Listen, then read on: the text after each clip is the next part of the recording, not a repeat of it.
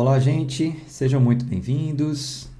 Mais um encontro nosso clube de leitura que se reúne diariamente. Hoje é o nosso dia de número 332 e nós vamos dar continuidade ao nosso plano, iniciando um novo livro, mais uma carta do apóstolo Paulo. Hoje nós vamos falar sobre a carta aos Colossenses. Antes, vamos fazer a nossa oração. Senhor amado e querido, agradecemos ao Senhor, em primeiro lugar, por estarmos aqui reunidos, pela vida que é em nós, pelo ar que respiramos. Agradecemos ao Senhor pela oportunidade que o Senhor tem nos dado de estarmos aqui todos os dias, lendo os textos sagrados, aprendendo mais sobre o Senhor, o trato com os homens, sobre aquilo que o Senhor deixou registrado nas Sagradas Escrituras, que servem para nós nos dias de hoje. Ajuda-nos, Senhor, nessa leitura a compreendermos mais ainda dos textos, para que isso faça parte do nosso entendimento. Oramos em nome de Jesus. Amém. Que assim seja. Muito bom. Vamos então dar continuidade lendo a carta aos Colossenses. Já deixa aí a sua Bíblia aberta na carta de Paulo aos Colossenses.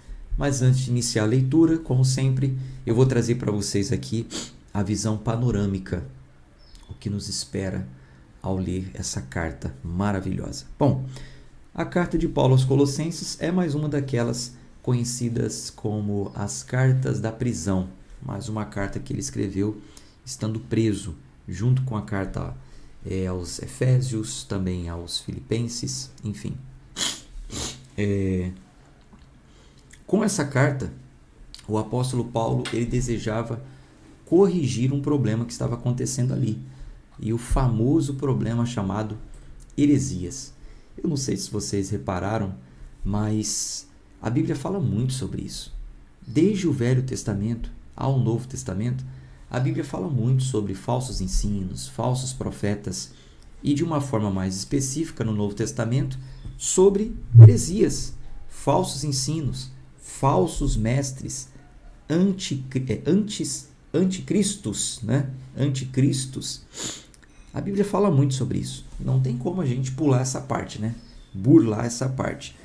Nessa carta, o apóstolo Paulo ele vai corrigir esse problema através do seu ensino, apresentando a defesa em dizer que Cristo é Supremo Senhor, o Senhor do universo, o cabeça da igreja, o único por meio de quem chegamos até Deus e obtemos perdão. Surgiu ali um falso ensino nessa igreja, querendo dizer que Cristo não era Deus, era homem, não era Deus, enfim. Paulo vai apresentar ali a sua defesa, nós vamos ler isso juntos. Sobre o autor, é incontestável que seja também o apóstolo Paulo, que se identifica logo no começo como o autor dessa carta, e trazendo para vocês um contexto histórico, o que nós podemos falar? Bom, durante o ministério do apóstolo Paulo em Éfeso, ele enviou Epáfras para a região do Vale do Lico. Quando Epáfras chega nessa região, ele imediatamente funda a igreja de Colossos. Então, não foi o apóstolo Paulo que fundou essa igreja. O apóstolo Paulo estava em missão em Éfeso. Em Éfeso, ele prepara alguém para mandar para outra região. Este homem é Epáfras. Nós temos essa informação lá no livro de Atos, capítulo 19. Lembrando que todas as referências que eu cito aqui, todas as minhas anotações, estão sendo enviadas lá no canal do Telegram. Tá? Estou atualizando lá. Antes de finalizar o ano, já estarão todas as anotações lá. E algumas pessoas estão me perguntando sobre essas anotações impressas. Eu preciso concluir o plano para a gente saber como vai fazer. Tá? Eu pretendo disponibilizar as anotações impressas para quem quiser. Mas eu não consigo fechar um orçamento, eu não consigo falar como isso pode ser antes de encerrarmos o plano. Então, se você está acompanhando ao vivo, você precisa aguardar a conclusão. Então, na conclusão do plano, eu anuncio para vocês. Olha, gente, quem quiser, nós teremos disponível para vocês, encadernado, todas as anotações, assim, assim, assim, tem um custo, naturalmente, tal, enfim, a gente conversa sobre isso. Se você está acompanhando a gravação em um momento futuro, é bem provável que já esteja disponível isso para você. Então, entre em contato conosco de alguma forma, pelo chat, pelo WhatsApp, se você está assistindo pela plataforma Renovação da Mente, tem uma área aí também para você conversar com a gente, enfim, aí você pode adquirir o seu, tá bom? Só respondendo em massa, porque muita gente me mandou mensagem e alguns eu ainda nem consegui responder lá pelo WhatsApp, já estou te respondendo aqui, tá? Então, todas essas referências que eu vou citando para vocês estarão nas anotações, tá? E se você quiser já ter acesso, é só ir lá no canal do Telegram. Não precisa você aguardar chegar um impresso aí para você. Você já pode ir auxiliando a sua leitura quando você quiser fazer consultas também, entrando lá no canal do Telegram, tá? Bom, a população desse lugar que Epáfras fundou a igreja, em Colossos, era composta principalmente por frígios e gregos. Também existia ali um número considerável de judeus, mas na sua grande maioria a igreja era composta por gentios, né? Outros povos, como nós vemos aqui. Tinha alguns membros judeus também, mas na grande maioria eram gentios. E o que acontece? Quando Epáfras ele analisa a situação da igreja ali naquele lugar, ele informa o apóstolo Paulo de que certas heresias tinham se difundido ali em Colossos. Então, você imagina, o homem está com o apóstolo Paulo, ouve o verdadeiro ensino, chega a outro lugar, começa a pregar o verdadeiro evangelho e funda uma igreja. Com o passar do tempo, ele percebe que aquelas pessoas ali na igreja estavam enfrentando uma dificuldade de ter um entendimento claro quanto ao ensino verdadeiro por causa de algumas heresias que estavam ali no meio deles. Então, Epáfras consulta o seu mestre, o apóstolo Paulo, e diz, olha, aqui estão falando isso, estão falando aquilo, estão falando aquilo outro, e tudo não está de acordo com o ensino verdadeiro. Então, o apóstolo Paulo escreve uma carta para poder apresentar a defesa e o antídoto para resolver essa questão. Me dá só uma licencinha.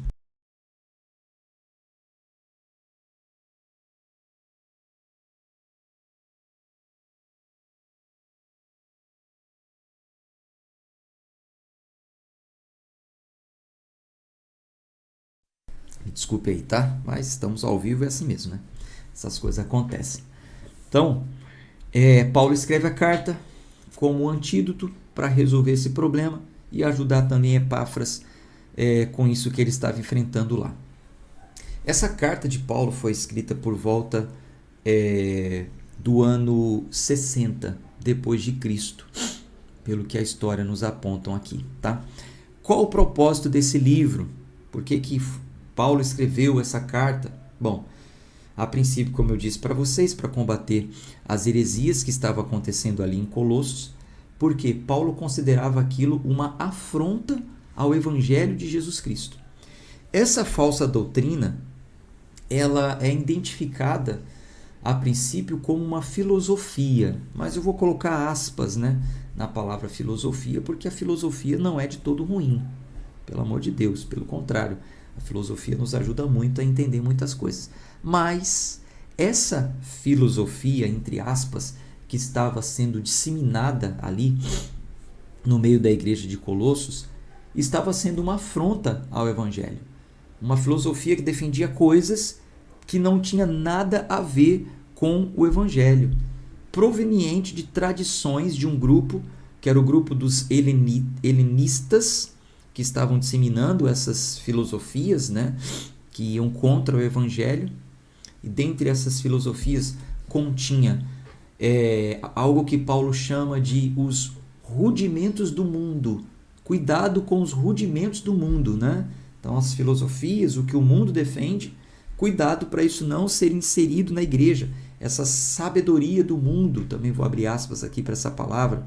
Enfim, eram práticas totalmente ascéticas, que deixava o ser humano cético ao acreditar em filosofias rudimentos do mundo e deixarem de acreditar no verdadeiro evangelho. Essa falsa doutrina também continha elementos judaicos. Mais uma vez nós vemos isso, um grande problema. Dos elementos judaicos, Paulo destaca aqui a circuncisão, tradição de homens, a guarda do sábado, as restrições alimentares, a obrigação de ter que participar de festas, o culto a anjos. Ele vai falar também sobre visões e sobre algumas normas extremamente rígidas, normas de homens e não de Deus. Paulo vai chamar de doutrina de homens essas normas, e a gente vai ler isso juntos, tá? Ele destaca também que essa filosofia ela é sincretista, é uma mistura, né? Como eu já disse para vocês, o que é um sincretismo. Então, ele vai apresentar o entendimento correto sobre o Evangelho e vai colocar isso na prática. Como deve ser na prática, na conduta, na vida cristã, como isso deve ser na prática. Então, ele vai trazer um confronto para aquilo que eles defendiam. Uma coisa que eles defendiam, que Cristo era inferior. Então, Paulo apresenta uma visão cristológica de quem é Cristo e vai mostrar que o próprio Deus o considerou 100% homem e 100% Deus. Não é só porque ele esteve aqui em carne que ele não era Deus. E esses filósofos, essa heresia, queria dizer que Jesus não era Deus, não. Ele era homem. E Paulo apresenta a sua defesa. Os colossos também foram avisados para terem cuidados com esses ensinos não fundados em Cristo. Ele também vai alertá-lo contra os falsos mestres que encorajavam as pessoas à adoração de anjos e a espíritos inferiores. E por último, os falsos mestres que diziam ter um discernimento especial, né? Eles se destacavam dizendo ter revelações especiais, né? Como hoje, né? Deus me mostrou algo vindo do terceiro céu para a terra, algo que Deus falou só para mim. Eu tenho algo especial com Deus. Então Paulo ele vai tratar também com esses falsos mestres que dizem trazer revelações especiais. Essas revelações especiais colocavam eles como se eles fossem a verdadeira fonte de revelação de Deus.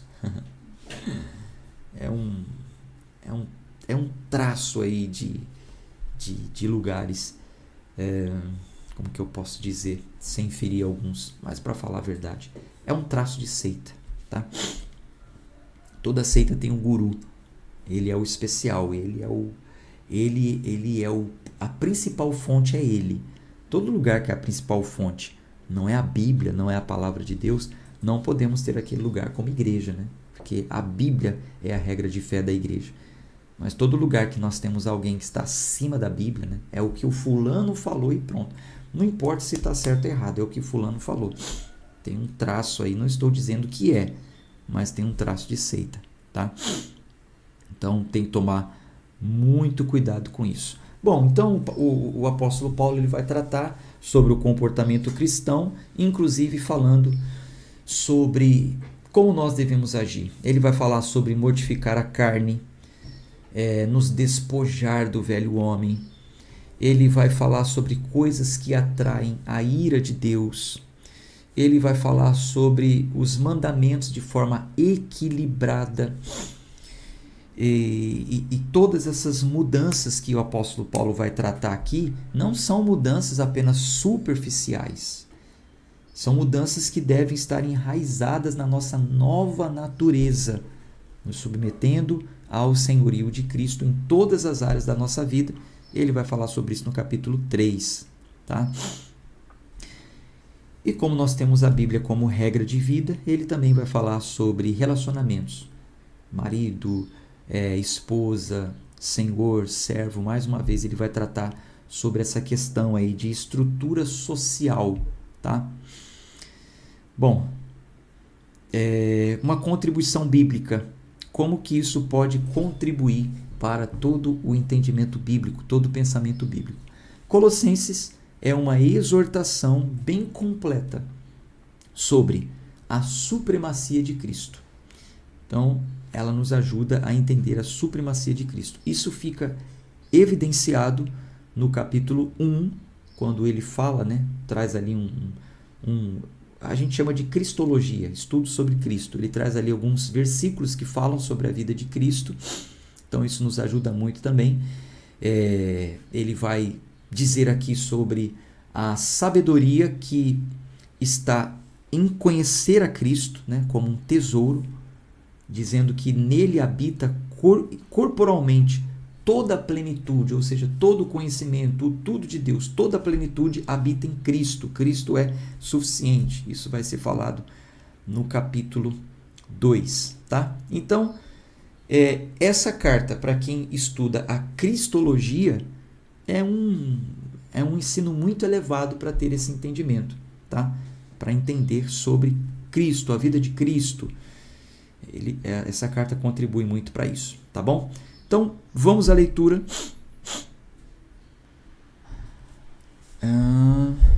Tem uma pessoa que falou assim: engraçado que o próprio apóstolo Paulo fala em suas cartas que ele foi até o terceiro céu. Peraí. Por que e estipulado, né, como discípulo? Ele mesmo combate coisas que ele mesmo vivia. Tem muita coisa que eu não entendo. Não. Quando o apóstolo Paulo falou que ele foi até o terceiro céu, veja a forma que ele falou. Ele não falou para se exaltar e sim sobreviver. Vamos abrir um parênteses aqui para falar sobre isso? Eu acho que vale a pena. Espera aí. Deixa eu abrir aqui o versículo para a gente falar sobre isso.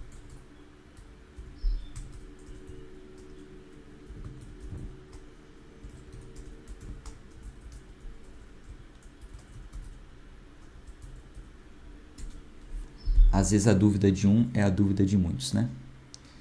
2 Coríntios.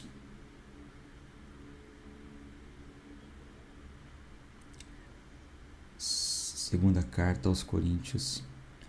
Gente, tudo tem um contexto, tá? Talvez tem pessoas novas por aqui e ainda não entendeu muito bem isso ou não me ouviu falar sobre isso. Você sempre tem que ver o contexto anterior e o contexto imediato para você entender o que a Bíblia está falando, tá? 2 Coríntios 12. Paulo, em uma das suas defesas, qual é o contexto aqui? O contexto aqui é o seguinte: a igreja de Corinto era a igreja mais problemática do Novo Testamento.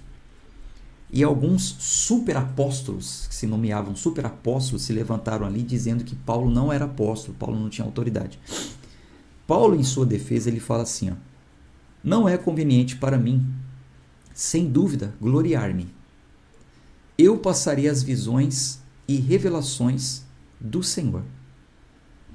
Olha como ele fala: conheço um homem em Cristo há 14 anos. Se no corpo eu não posso dizer, ou se fora do corpo eu não posso dizer, Deus o sabe. O tal foi arrebatado ao terceiro céu. Eu sei que o tal homem, se no corpo, se fora do corpo, eu não posso dizer, Deus o sabe, foi arrebatado ao paraíso, ouviu palavras indescritíveis que ao homem não é lícito proferir. Do tal me gloriarei, mas de mim mesmo não me gloriarei, senão nas minhas fraquezas. Olha como ele fala.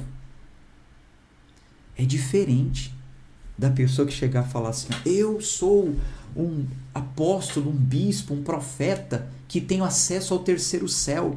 Deus me falou algo lá no terceiro céu e eu vou revelar para vocês. Eu vou revelar tal dia. Não é isso que o apóstolo Paulo está falando. Olha como ele fala. Ele fala nas entrelinhas para não se orgulhar. Ele fala: conheço um homem. Ele nem fala: eu fui no terceiro céu. Não é assim que ele está falando. Conheço um homem. Se foi por sonho, se foi no corpo, se foi em espírito, Deus sabe como foi. Não quero nem entrar nesses detalhes. E o que esse homem ouviu do Senhor são coisas indescritíveis, não é lícito nem falar. Do tal me gloriarei, mas de mim mesmo não me gloriarei. Eu vou me gloriar nas minhas fraquezas. Paulo só fala isso para validar o seu chamado apenas. Ponto. Lasciati. Eu acho que é esse o nome. Desculpe. Tá aí no perfil ali. Entendeu? Só para validar o seu chamado. Novas revelações, Paulo diz que devem ser anátemas. Qualquer coisa que for falada que não está no Evangelho, ele diz, pode ser eu, pode ser um anjo que seja anátema. Então, sempre observe o contexto, tá? Só considerando aí a sua pergunta que eu achei realmente relevante. Vamos voltar para a leitura de hoje, então. Colossenses, capítulo 1. Colossenses, capítulo 1.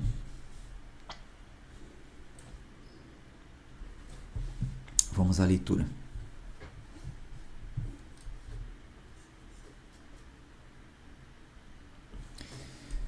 Colossenses, capítulo 1. Eu vou me ater aqui à leitura de hoje, porque senão a gente estende no horário, tá? Quem sabe no final aí a gente...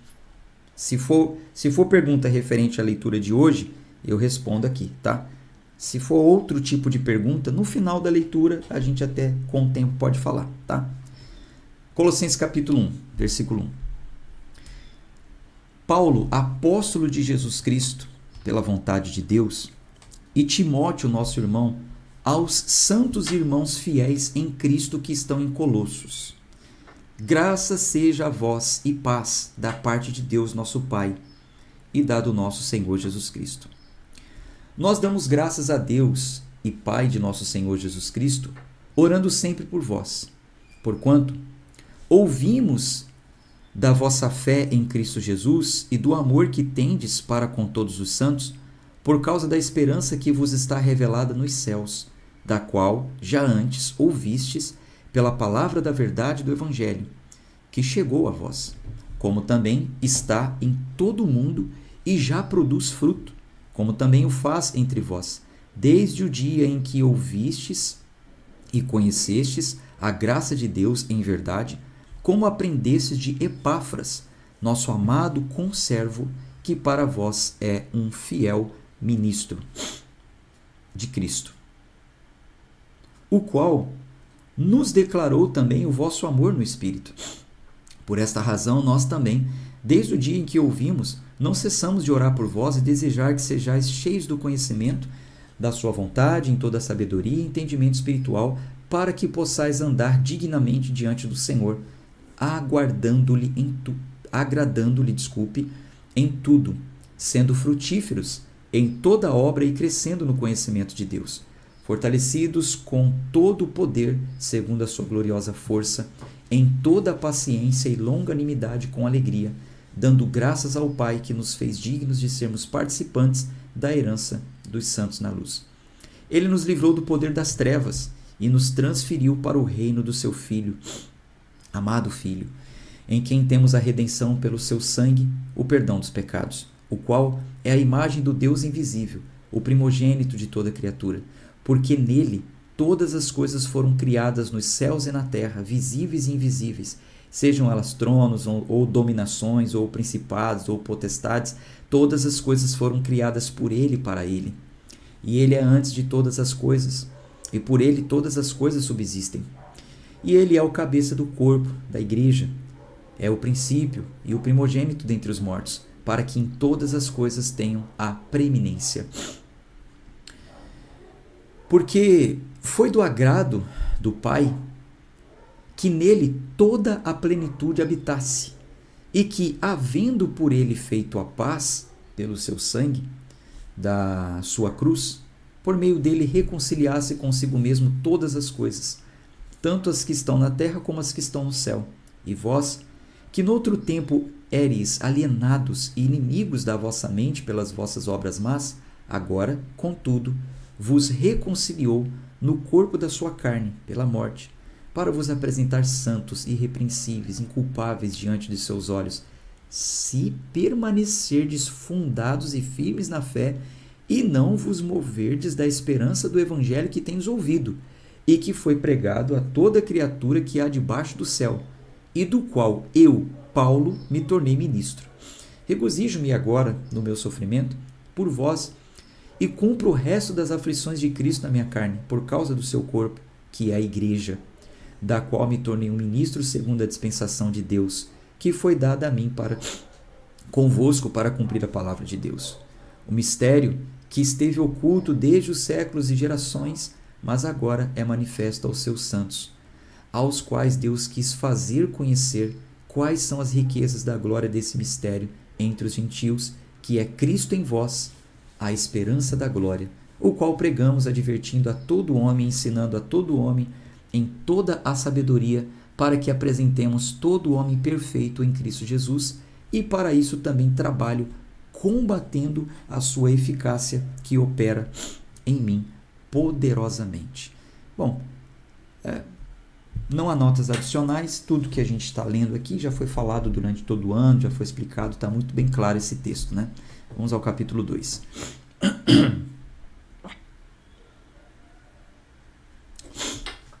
Versículo 1. Porque quero que saibais quão grande luta tenho por vós e pelos que estão em Laodiceia, e por quantos não viram o meu rosto em carne. Ele está falando, usando essa expressão, não visto o meu rosto em carne, porque muitos não chegaram nem a ver o apóstolo Paulo. Ele enviou discípulos. É o caso de Colossos, por exemplo. Não foi ele que fundou a igreja lá. Que os seus corações sejam confortados e estejam unidos no amor, e para todas as riquezas da plena certeza de entendimento, para o reconhecimento do mistério de Deus e do Pai e de Cristo, em quem estão escondidos todos os tesouros da sabedoria e do conhecimento. E isto eu digo para que ninguém vos engane com palavras persuasivas. Então aqui ele começa a abrir o seu discurso contra o engano, o seu discurso contra o falso ensino. Ele ainda chama esse falso ensino de palavras persuasivas, né? Entre aspas, uma filosofia, uma boa filosofia, um bom conteúdo que engana, que persuade, que ilude. É um raciocínio errado sobre o evangelho verdadeiro. Versículo 5. Porque ainda que esteja ausente quanto ao corpo, ainda estou convosco em espírito, regozijando-me e vendo a vossa ordem e a firmeza da vossa fé em Cristo. Como, portanto, recebeste o Senhor Jesus Cristo, assim andai nele, enraizado e edificado nele e estabelecido na fé, assim como fostes ensinado, abundando nele com ação de graças. Tendo cuidado para que nenhum homem vos deteriore pela filosofia e vaidade, segundo a tradição dos homens, segundo os rudimentos do mundo e não segundo a Cristo. Então, esse dever é meu, esse dever é seu, meu irmão. Tende o cuidado de que nenhum homem vos deteriore. É dever do cristão ter cuidado para não cair no engano. É nosso dever. É seu dever. Você que tem que ter cuidado para não cair no engano. É você que tem que estar atento. Cuidado. Porque nele habita corporalmente toda a plenitude da divindade. E estás completo nele, que é a cabeça de todo principado e poder. Então, se os rudimentos do mundo, se as tradições dos homens, se essas filosofias vãs acerca de vaidades, de coisas passageiras, estavam levando pessoas a achar que Cristo não era suficiente, no próximo versículo ele fala, porque nele habita corporalmente toda a plenitude da divindade. Em Cristo eu tenho tudo que eu preciso. Eu não preciso de Cristo e mais alguma coisa. Eu sou completo em Cristo. Versículo 11. Nele também fostes circuncidados. Para que vocês estão falando de circuncisão no corpo, uma mutilação no corpo, se em Cristo vocês já foram circuncidados? Com uma circuncisão não feita por mão, no despojo do corpo, dos pecados da carne, mediante a circuncisão de Cristo. sepultados com ele no batismo, onde também ressuscitaste com ele pela fé na operação de Deus, quem o ressuscitou dos mortos. E, quando vós estáveis mortos nos vossos pecados, na incircuncisão da vossa carne, vos vivificou juntamente com ele, perdoando-vos todas as ofensas, apagando a escrita de ordenanças que era contra nós, a qual nos era contrária, tirou-a do meio de nós, encravando-a na cruz. Então, o que Cristo fez com as leis de ordenanças, não as leis morais, tá? Muito cuidado com isso. As leis morais não foram descontinuadas nem abolidas. Jesus cumpriu e ele deu novas interpretações. Agora, as leis cerimoniais, como obra de justificação, as ordenanças, como ele vai citar, eu vou deixar para ler com vocês, ele vai citar quais são essas. Essas foram encravadas na cruz. Você e eu tínhamos que cumprir, porque essas eram contra nós, nos condenava, nos acusava, e se não cumpríssemos, seríamos punidos. Então Jesus pega todas essas leis e ele encrava na cruz. Tudo aquilo que constava contra nós, ele encravou na cruz. Versículo 15. E despojando os principados e potestades, os expôs abertamente, triunfando sobre eles em si mesmo. Portanto, agora ele vai começar a falar sobre as ordenanças. Vamos lá?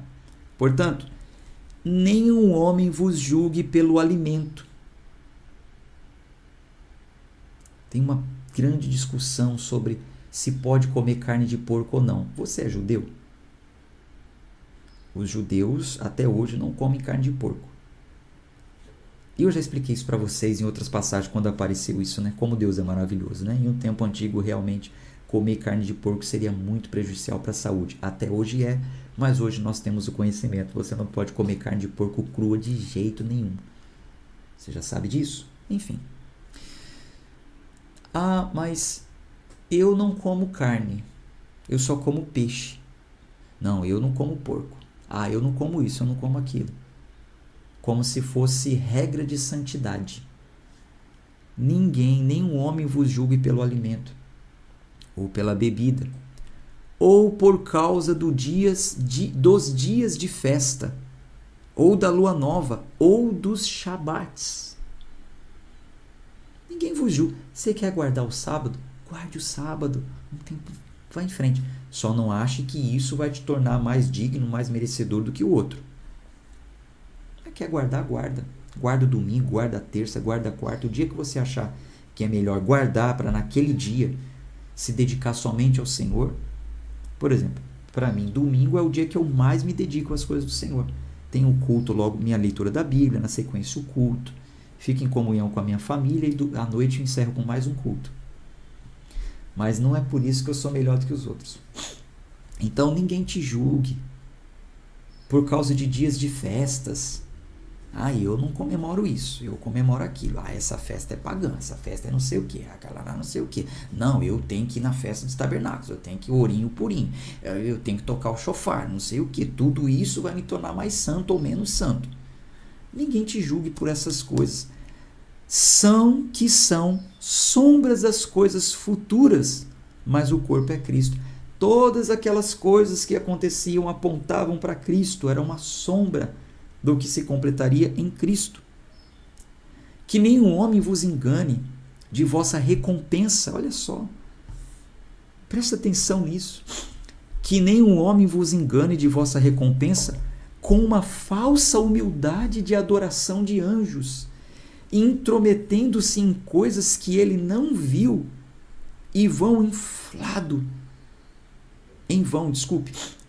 inflado por sua mente carnal. Que nenhum homem vos engane de vossa recompensa com uma falsa humildade de adoração de anjos. É uma falsa recompensa. E não ligado à cabeça da qual todo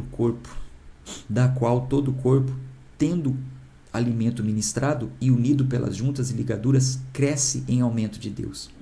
Se, pois, estáis mortos com Cristo quanto aos rudimentos do mundo, porque como se vivesses no mundo, vos sujeitais às ordenanças? Se vocês estão mortos em Cristo e aos rudimentos do mundo, então, por que vocês ainda estão se sujeitando a essas ordenanças? Ele vai falar mais algumas aqui entre parênteses. Não toques, não proves, não manuseis, os quais todas perecem pelo uso, segundo os mandamentos e doutrinas dos homens.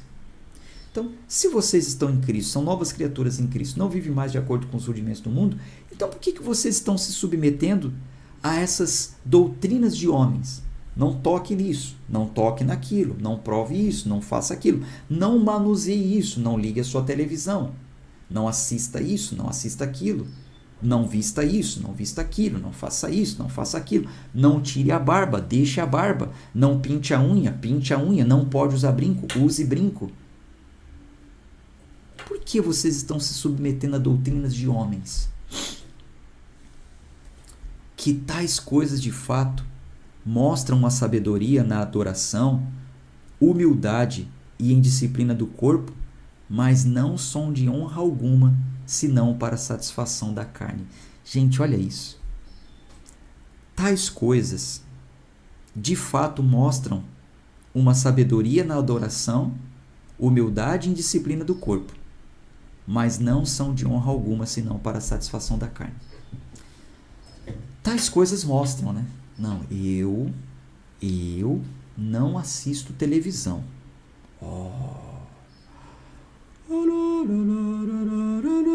Ele é o santo, ele não assiste televisão. Santinho. Até mostra, né, uma coisa, né? Mas é uma satisfação só para a carne. Eu, particularmente, não gosto muito de assistir televisão, não perco meu tempo, mas não é proibido. E o fato de eu não assistir televisão não me torna mais santo que os outros, pelo amor de Deus. Então, essa coisa, não, eu estou em jejum, 40 dias, eu isso, aquilo.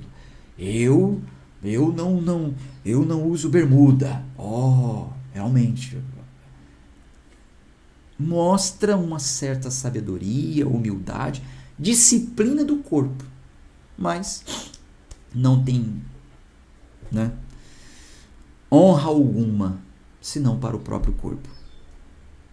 Colossenses 3. Então, se ressuscitaste com Cristo, buscai as coisas que são de cima, onde Cristo está assentado à direita de Deus, afeiçoando-vos as coisas que são de cima e não as coisas da terra, porque já estáis mortos, e a vossa vida está escondida em Cristo, com Cristo em Deus. Quando Cristo, que é a nossa vida, aparecer, então também vós aparecereis com ele em glória. Mortificai, portanto, os vossos membros que estão sobre a terra, a fornicação, a impureza, a afeição desordenada, a vil concupiscência e a avareza, que é a idolatria, pelas quais vem a ira de Deus sobre os filhos da desobediência. Olha aí. Olha como a ira de Deus vem sobre os filhos da desobediência. Mortificai, portanto, os vossos membros que estão sobre a terra, a fornicação, a impureza, a afeição desordenada, a vil concupiscência, a avareza, que é a idolatria. Versículo 7. Nas quais também andaste em outro tempo, quando viveis nelas. Mas agora, despojai-vos também de tudo. É como mudar as vestes. Despoje disso, coloque uma nova veste. Metaforicamente falando. Despojai-vos também de tudo. Da ira, da cólera, da malícia, da blasfêmia, da comunicação obscena da vossa boca. Não mintais uns aos outros, pois que já vos despistes do velho homem com os seus feitos, e vos vestistes do novo homem que se renova para o conhecimento, segundo a imagem daquele que o criou, onde não há grego nem judeu, circuncisão nem incircuncisão, bárbaro, cita, servo ou livre, mas Cristo é tudo em vós. Não tem mais essa diferença, né? Revesti-vos, pois, como eleitos de Deus, santos e amados, de entranhas de misericórdia, de benignidade, humildade, mansidão, longanimidade, suportando-vos uns aos outros e perdoando-vos uns aos outros. Se algum homem tiver queixa contra o outro, assim como Cristo vos perdoou, assim fazei vós também. É tão difícil seguir isso, né? A gente quer se vingar, a gente quer guardar mágoa, rancor, ressentimento, ranço. Perdoa, suporte. Eu não suporto fulano. Você não suporta a si mesmo. Essa é a verdade. Versículo 14. E sobre todas essas coisas revesti-vos de caridade, que é o vínculo da perfeição. E a paz de Deus domine em vossos corações, para a qual também foste chamados em um corpo, e sede agradecidos. A palavra de Cristo habite em vós abundantemente, em toda a sabedoria, ensinando-vos e admoestando-vos uns aos outros com salmos, hinos e cânticos espirituais, cantando com graça em vosso coração ao Senhor. E tudo quanto fizerdes por palavras ou por obras, fazei tudo em nome do Senhor Jesus, dando graças a Deus Pai por ele. Esposas, sede submissas ao vosso próprio marido, como convém no Senhor. Maridos, amai as vossas mulheres e não vos irriteis contra elas. Filhos, obedecei a vossos pais em todas as coisas, porque isto é agradável ao Senhor. Pais, não provoqueis os vossos filhos à ira, para que não sejam desencorajados. Servos, obedecei em todas as coisas vosso Senhor segundo a carne, não servindo só na aparência como para agradar aos homens, mas em simplicidade de coração, temendo a Deus. E tudo quanto fizerdes, fazei-o de todo o coração, como ao Senhor e não aos homens, sabendo que do Senhor recebereis a recompensa da herança, porque servis a Cristo o Senhor. Mas quem faz o errado, recebe pelo erro que fez, e não há acepção de pessoas. Capítulo 4. Senhores, a vossos servos fazei o que for de justiça e equidade, sabendo que também tendes um Senhor no céu. Perseverai em oração, velando nela com ação de graças, orando também juntamente por nós, para que Deus nos abra a porta da palavra, oportunidade para pregação, a fim de falarmos do mistério de Cristo, pelo qual estou também preso, que eu possa manifestar isso como devo falar. Andai com sabedoria para os que estão de fora, remindo o tempo.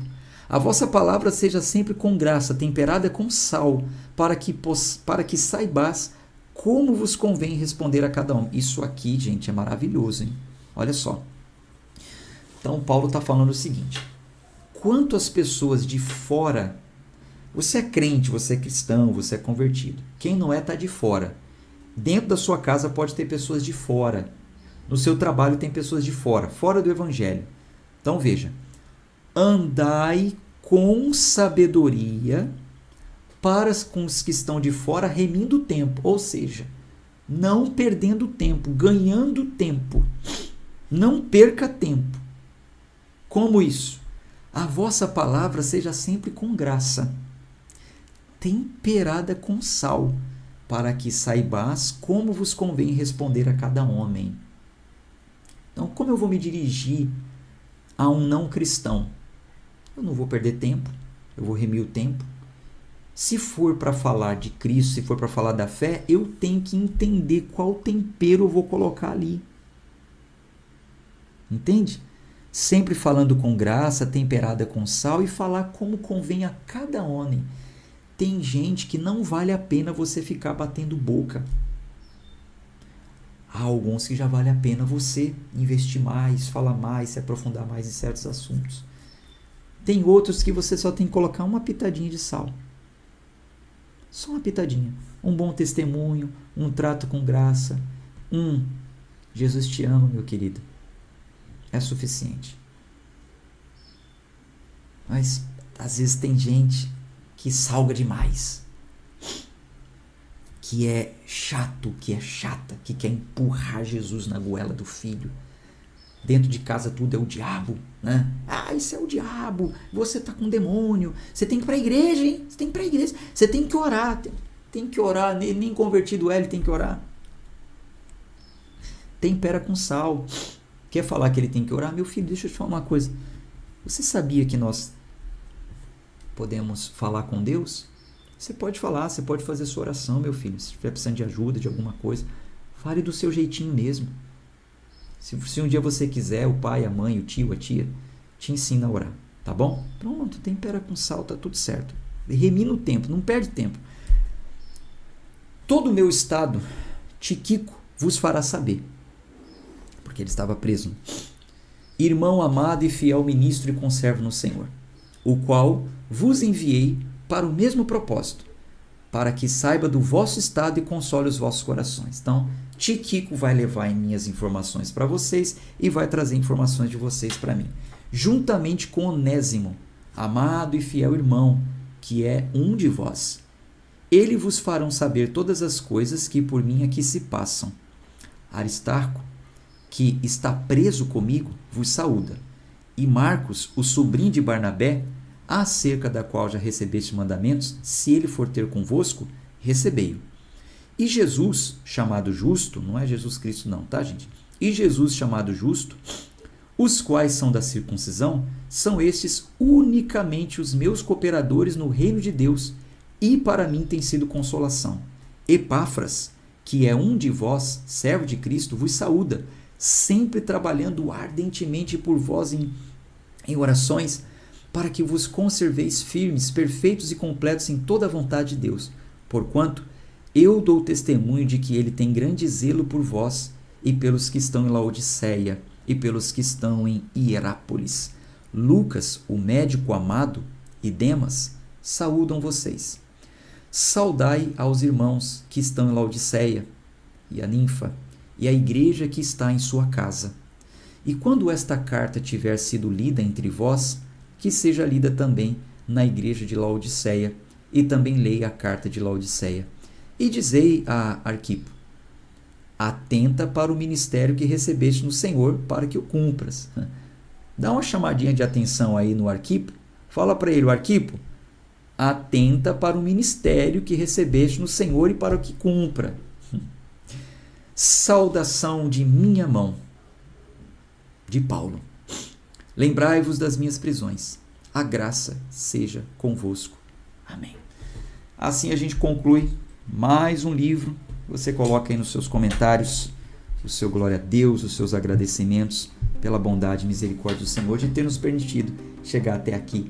E amanhã a gente continua, se Deus quiser. Para quem vai. Tchau, tchau.